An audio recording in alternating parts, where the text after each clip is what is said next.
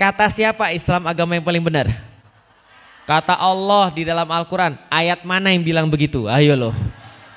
Ayo loh, tanggung jawab. Kan saya udah bilang harus tanggung jawab. Ayat mana yang bilang begitu? Innad dina indallahil Islam. Sesungguhnya agama yang paling benar adalah agama Islam. Kata siapa? Allah. Di mana? Kenapa percaya dengan Al-Quran? Karena pedoman hidup kita. Kata siapa Al-Quran pedoman hidup? Kata Allah. Di mana? Di dalam Al-Quran. Balik lagi, kenapa percaya Al-Quran? Karena Al-Quran itu firman Allah. Kata siapa? Allah. Di mana? Di Al-Quran. Oke, sebentar ya. Pause dulu, pause. Saya pengen jelasin. Ada dua orang ngobrolin tentang Felix. Ada dua orang ngobrolin tentang Felix. Orang pertama bilang, menurutmu Felix itu orangnya gimana? Orang kedua bilang, orangnya baik banget. Orang yang pertama lagi bilang, kok kamu tahu kalau dia orang baik? Dijawab lagi, karena dia tuh orangnya memang jujur dan dia bilang bahwa dia tuh orang baik. Paham Ibu sekalian? Terus satunya bilang lagi, kok kamu percaya sama dia? Karena dia tuh orang baik. Kok kamu tahu dia baik? Kan dia orangnya jujur. Kok kamu tahu dia orangnya jujur? Kan dia orang baik. Paham maksudnya? Ini kira-kira ini aneh atau enggak aneh? Jawaban ibu-ibu sama atau enggak dengan yang tadi? Sama, oke. Berarti enggak boleh ngulang-ngulang lagi jawabannya ya. Oke, sepakat? Kenapa percaya dengan Al-Quran? Karena ilmu. Apa-apa? Quran itu adalah kitab Allah, kata siapa? Allah. Di mana? Di dalam Al-Quran. Karena Al-Quran itu tidak ada keraguan di dalamnya. Kata siapa? Allah. Di mana? Oke, bermasalah nih. Kira-kira kalau kita jelasin ke orang lain, mereka bilang apa? Orang-orang ateis bilang, itulah orang muslim. Karena mereka nggak bisa mikir mereka masuk Islam. Paham sampai di sini Bapak Ibu sekalian? Oke, ini jawaban yang bermasalah. Sekarang kita balik lagi. Bapak Ibu tahu negeri bebek tahu? Negeri bebek tahu? Tahu bebek tahu? Kalau bebek jalan tahu? Kalau bebek di depannya sudah jalan begitu, belakangnya ikut-ikutan semuanya tuh. Ketika bebek yang paling belakang ditanya, kenapa kamu jalannya lewat sini? Dia bilang, tanya sama yang depan, depan jalannya ke situ. Karena itu saya jalan ke situ. Yang depannya tanya sama depannya lagi, jawabannya kira-kira gimana? Karena yang di depan jalannya ke situ. Namanya negeri bebek. Negeri bebek ini katanya 90% muslim. Katanya 90% muslim. Kalau ditanya Tuhannya siapa? Jawabannya Allah. Kalau ditanya Rasulnya siapa? Jawabannya Muhammad. Tapi mereka benar-benar yakin nggak dengan Allah dan Rasulnya bahwa Allah itu adalah Tuhannya, Rasulnya adalah Muhammad? Mereka yakin nggak? Yakin, benar? Oke, coba kita ambil kasus. Pernah lihat hari Jumat? Pernah hari Jumat jam 12 pernah lihat? Angkot-angkot itu masih berkeliaran atau enggak? Masih. Yang nyetir cowok atau cewek? Cowok. Harusnya cowok muslim ngapain ketika hari Jumat? Kenapa mereka nggak sholat Jumat? Pernah nanya nggak sama tukang angkot? Pernah nanya nggak sama tukang angkot? Pernah. Dia bilang apa? Ngejar setoran. Ngejar setoran Bu, namanya juga nyari nafkah. Nanti kalau saya nggak ngejar setoran Bu, saya nggak ada yang bisa dibawa ke rumah. Oke, kita bedah. Ini penting sekali supaya kita tahu tentang iman itu bentuknya seperti apa. Kita nanya pada tukang angkot, dia bilang ngejar setoran. Pertanyaan berikutnya, berapa uang yang bisa didapat? 1 jam lah ninggalin sholat Jumat dari jam 11:30 sampai 11:30, sejam narik angkot. Berapa kira-kira? Berapa Pak? Ada yang tukang angkot di sini? Ada nggak? Berapa kira-kira berapa? 100.000 sepakat? 10.000 kayaknya lebih deh. 100.000 sepakat? Berarti dia ninggalin sholat Jumat demi 100.000. Artinya coba dalami pemikiran saya. Dia ditanya Tuhannya siapa Mang? Allah. Rasulnya siapa? Muhammad sallallahu alaihi wasallam. Bahkan di mobilnya tuh ada itu loh, gantungan Allah dan Rasul itu loh. Nah, dia ditanya Tuhannya siapa? Jawabnya Allah. Rasulnya siapa? Jawabnya Muhammad. Tapi ketika dia disuruh milih 100.000 atau perintah Allah dan Rasulnya, yang dipilih Allah Rasul atau 100.000? Perhatikan baik-baik, berarti keyakinan dia tentang Allah dan Rasulnya bisa diganti dengan duit berapa? Berarti iman dia harganya berapa? Paham sampai di sini? Paham? Nah, berarti Anda itu keimanannya harganya berapa tergantung keyakinan Anda. Paham sampai di sini? Dan keyakinan orang itu masing-masing ada harganya. Contoh, Felix Xiao pernah di Jakarta masuk jalur busway. Iya saya tahu saya salah. Masuk jalur busway. Kebetulan ketahuan sama Pak Polisi. Ya, ini nggak semua polisi ya, tapi ada pernah saya ketemu yang model kayak gini, namanya oknum gitu kan ya. Tiba-tiba ada polisi, lalu saya ditilang. Pertanyaannya, keyakinan polisi itu tentang kebenaran dan keadilan serta kejujuran bisa diganti dengan uang berapa? Kira-kira 50.000? Nggak bisa. Mobil saya soalnya mereknya agak lumayan. Kira-kira berapa? Tergantung merek mobil dong. 50.000 itu kayaknya Avanza tahun 2010 kayaknya ya. Itu 50.000 dia mau. Tapi kalau misalnya lebih mewah mobil Anda, ini maka harus diganti dengan lebih tinggi. Oke lah 200.000, 300.000 bisa lewat. Tapi karena saya bilang mohon maaf Pak, saya nggak mau, udah ditilang aja. Tapi keyakinan dia bisa diganti atau tidak? Bisa. Semakin besar kasusnya, lihat ya kayak tadi ya. Tadi kalau belanja online, semakin besar belanjanya kita semakin akan nyari keyakinan. Sama, semakin besar kasusnya maka keyakinan harus dibayar lebih mahal.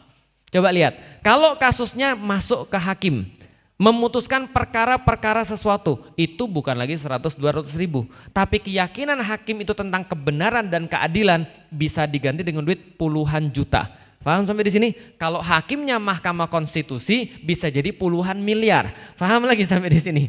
Berarti kita lihat ya, berarti keyakinan orang bisa diganti? Bisa.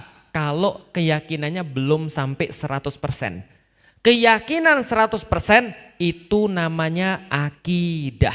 Ulangi, keyakinan 100% namanya apa itu keyakinan 100%? Tidak tersisa lagi satupun keraguan di dalamnya. Enggak ada sisa keraguan, bulat 100%. Itu namanya akidah. Tapi kalau masih bisa digoyang sama orang, itu bukan namanya akidah. Oke, berarti kalau penduduk di negeri bebek tadi, kira-kira mereka itu yakin 100% atau tidak bahwa Allah itu Tuhan? Enggak. Kalau orang yakin 100% nanti beda jawabannya. Oke, kalau gitu kita lihat. Masuk ke contoh lagi. Coba kita lihat teman-teman sekalian. Apa hasil keyakinan dengan orang yang enggak yakin? Saya sudah pernah ambil contoh, tapi saya ambil contoh lagi. Bapak ibu pergi ke dokter. Pengen menyembuhkan sakitnya bapak dan ibu sekalian. Ketika kita pergi ke dokter, maka kita akan nyari iman kepada dokter. Dalam tanda kutip. Dalam tanda kutip iman kepada dokter. Bisa difahami? Coba, oke kita ambil contoh. Ibu dan bapak datang ke tempat ruangan dokter. Sakitnya apa? Nggak tahu, tapi dada kiri saya tuh merasa sakit banget. Dan rasanya kayak ditusuk-tusuk jarum. Saya menduga kayaknya sakit jantung. Karena bapak saya sudah pernah meninggal karena sakit jantung. Dan kakek saya juga meninggal karena sakit jantung. Kemungkinan ini bawaan ibu khawatir bahwasanya ibu sakit jantung. Pergilah ke dokter jantung. Sampai depan dokternya, depannya sepi. Kemudian meja pendaftarannya dari kayu, sudah ada rayapnya. Lalu kemudian ketika ibu duduk agak deg-degan dikit, lewat kecoa gitu kan ya. Tiba-tiba dari sebelah kanan lewat tikus. Kira-kira perasaannya gimana sekarang? Masih mau masuk? Oh tapi kayaknya ini benar. Ini enggak salah dokter jantung. Iya benar dokter jantung ya. Terus masuk. Dokter bilang pegawainya bilang silakan masuk ibu, pasien berikutnya. Ibu masuk. Kemudian yang ibu lihat dokternya belum masuk tapi ruangannya agak bau. Ruangannya agak bau pesing. Terus kemudian ibu lihat lagi, ini semua di mana-mana kayaknya nggak dibersihin, debunya tebel, nggak pernah dibersihin. Dokternya keluar pakai baju kutang. Lalu kemudian dia bilang, ibu sakitnya di mana ibu? Kira-kira ibu mau ngapain? Jadi berobat atau enggak nih?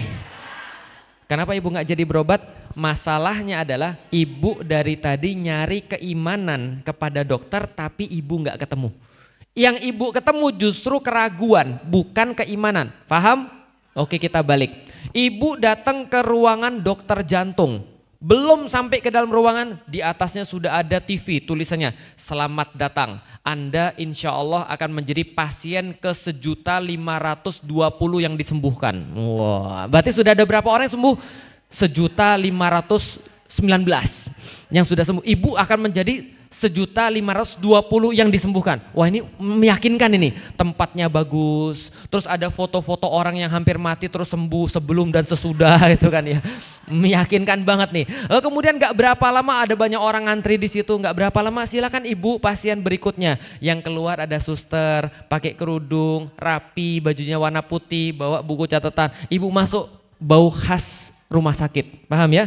Bersih, lalu kemudian lantainya mengkilat. Itu kalau seandainya nyamuk aja hinggap di situ dia kepeleset ya, kayak gitu. Bersih banget. Kemudian dokternya klimis, rambutnya rapi, disisir ke samping, pakai kacamata, usia 50 sampai 60-an, dia pakai stetoskop, pakai jas dokternya. Di situ ada surat izin praktek, lalu kemudian ada foto dia lagi salaman sama bos-bos besar dan segala macam. Kira-kira terus dia bilang, "Ibu, silahkan ibu naik ke tempat praktek." Ibu mau naik? Mau naik. Kenapa? Karena ibu pengen sembuh dan ini orang pasti dokter. Paham sampai di sini? Maka kita itu tergantung dengan keimanan kita. Paham ya? Kalau kita masih merasa ragu untuk melakukan sesuatu, berarti kita belum dapat keyakinan kita. Makanya saya sering bilang, umat Islam itu kadang-kadang lebih iman kepada dokter daripada iman kepada Allah. Karena kenapa? Dokter nyuruh apa-apa Anda taati. Dokter bilang, ya ibu naik. Ibu buka mulutnya, ibu buka mulutnya. Ibu mohon maaf ini kayaknya harus kita suntik ya. Ibu juga nggak ada masalah. Kenapa? Karena ibu yakin dengan dokter. Tapi tiba-tiba Allah yang nyuruh ya, tiba-tiba banyak alasan. Ibu mohon maaf ibu berkerudung ya. Kenapa harus kerudungan? Itu kan zaman dulu. Itu kan zaman onta. Berarti Ustadz Kadrun nih. Paham ibu sekalian? Ketika Allah yang nyuruh kita banyak tanya. Ketika Allah yang nyuruh kita banyak alasan, kita ngomong kenapa harus Jumatan, ini ada setoran gitu kan ya. Kenapa? Karena dia nggak yakin dengan Allah, dia nggak yakin dengan dokternya. Pasien yang pergi ke tempat dokter, dia nggak yakin dengan dokternya, nggak bakal mau disuruh apa-apa dengan dokternya. Itulah iman, keyakinan. Setiap hari kita tuh senantiasa nyari keyakinan dengan orang yang lain. Kenapa ibu-ibu mau hadir ke sini? Kenapa ibu-ibu mau hadir ke Amultakin? Ada yang dari Liwiliang, ada yang dari Ciampea, ada yang dari mana, ada yang dari Depok, ada yang dari Jakarta. Kenapa ibu-ibu mau hadir di sini? Karena mau ikut pengajian. Kenapa mau ikut pengajian? Karena Ustadz Felix kemarin saya lihat, oh ya ini kayaknya kajiannya bagus. Kan gitu kan ya? Ada orang bilang datang aja ke kajian ini, kajiannya bagus. Karena ada promosi dari orang. Karena ibu yakin bahwa saya itu bisa ngasih sesuatu yang baik pada ibu-ibu sekalian. Betul? Tapi kalau yang datang ke sini tadi pakainya pakai kutang gitu kan ya, rambutnya kayak begini gitu kan ya. Lalu kemudian dia sampai di sini celananya celana pendek. Terus dia ngomong tentang Islam, ibu-ibu percaya? Enggak. Kita tuh nyari keyakinan dalam segala sesuatu. Iman adalah keyakinan dengan Allah. Maka orang tadi yang tadi lalu lalang di Jumatan jam 12 itu karena dia nggak yakin. Tapi kalau orang sudah yakin, dia akan ngomong, iya saya Jumatan. Tapi kan bapak kan sopir angkot. Apa bapak nggak khawatir bahwasanya nanti bapak nggak bisa ambil setoran yang cukup untuk bawa pulang ke rumah? Dia akan bilang, yang ngasih makan saya Pak bukan saya. Yang ngasih makan anak saya Pak bukan saya juga. Yang ngasih makan saya itu Allah. Tugas saya cuma berusaha sebaik-baiknya. Lah kalau seandainya saya ninggalin sholat Jumat, kemudian saya nyari uang setoran, Allah nggak ridho, maka itu nggak dapat itu duit. Dan kalau Allah nggak ridho, dapat itu duit dan jadi masalah. Paham maksudnya? Artinya yang dia pikirin sekarang bukan lagi setoran, tapi yang dipikirin Allah ridho atau tidak. Melainkan berbeda kalau Allah ridho. Kalau Allah ridho, saya nggak punya uang, Allah kirim orang-orang untuk memperhatikan saya. Kalau Allah ridho, maka Allah akan kasih jalan keluar. Penting dikasih atau penting ridho yang ngasih? Penting dikasih atau ridho yang ngasih? Berapa kali anak-anak ibu minta sesuatu ibu nggak suka? Umi beliin ini Umi, nggak usah itu kan nggak perlu. Umi pokoknya beliin, nggak usah itu nggak perlu. Umi beliin, udah lama-lama, udah ambil. Ibu nggak ridho. Jadinya gimana biasanya anak itu? Biasa kejadian aja. Apa jatuh lah, atau hilang lah barangnya, atau membuat jadi sesuatu yang aneh dan seterusnya. Kenapa? Karena ibu nggak ridho. Tapi kalau orang tuh nggak dikasih dan ibu ridho, wah masya Allah. Lihat betapa banyak orang-orang yang hidupnya mudah karena ibunya ridho sama dia. Ridho itu lebih penting daripada dikasih. Makanya para sahabat tuh nggak pernah mentingin apa yang Allah kasih pada dia. Yang penting Allah ridho. Karena kalau orang itu sudah ridho, apapun akan dikasih pada dia. Maka itu juga sama perkara keimanan ini. Kalau dia yakin bahwa Allah itu ada, Allah itu jamin hambanya, dia nggak khawatir untuk ninggalin 1 jam selama dia kemudian nggak narik angkot untuk sholat Jumat. Paham sampai di sini Bapak Ibu sekalian? Itu kisah di negeri bebek tadi. Pertanyaannya adalah gimana cara kita bisa dapat keimanan? Itu yang mau kita bahas besok. Jadi untuk sampai saat ini ibu-ibu sudah dapat pentingnya iman. Kita apa yang kita tanam. Kalau kita tanam pohon mangga akan buahnya buah mangga. Jangan pernah nyalain sekeliling kita. Sekeliling kita tuh nggak pernah salah sama kita. Kita dilahirin sama siapa nggak pernah salah. Kita dilahirin di mana nggak pernah salah. Kita dilahirin kapan nggak pernah salah. Tapi kita yang salah nanam benih maka hasilnya begitu. Felix Xiao kira-kira Bapak Ibu sekalian, awalnya muslim atau bukan? Bukan. Bapak Ibu saya muslim atau bukan? Bukan. Tapi karena saya nanam pohon keimanan maka jadinya begini. Tapi kalau dia muslim, anak kiai misalnya, taruhlah ya, anak ustadz, tapi yang ditanam bukan pohon keimanan, hasilnya pasti beda. Maka bukan lingkungan Anda yang menentukan Anda jadi siapa, tapi Anda nanam pohon apa, itu yang menjadikan lingkungan Anda jadi berubah. Maka Allah menyampaikan, innallaha la yughayyiru ma biqaumin hatta yughayyiru ma bi anfusihim. Allah tidak akan mengubah keadaan dalam satu kaum sebelum kaum itu mengubah apa yang ada pada diri mereka sendiri. Maksudnya apa? Kita nanam pohon dulu baru nanti yang lain akan berubah. Nah sekarang pohon apa yang kita tanam dan bagaimana caranya? Pekan depan. Pekan depan atau kapan? Nantilah ya, bukan nanti ditanya. Kapan nanti kita akan lanjutkan bagaimana cara dapat keimanan. Tapi kita sudah dapat trailernya. Cara mendapatkan keimanan persis sama seperti ibu-ibu beli online. Persis sama ketika ibu-ibu nyari dokter, nyari Tuhan juga sama. Kalau kita nyari barang-barang online aja rewel, kalau kita nyari dokter itu aja yang terbaik, masa sih nyari agama kita pas-pasan? Masa sih nyari keimanan kita seada-adanya aja? Kenapa kamu muslim? Bapak gue muslim. Itu seadanya atau nyari betul? Betul. Jangan kalau seandainya kita belanja aja, kita mau cari yang paling murah, paling bagus, paling cepat, paling segala macam. Harusnya keimanan kita lebih efforts.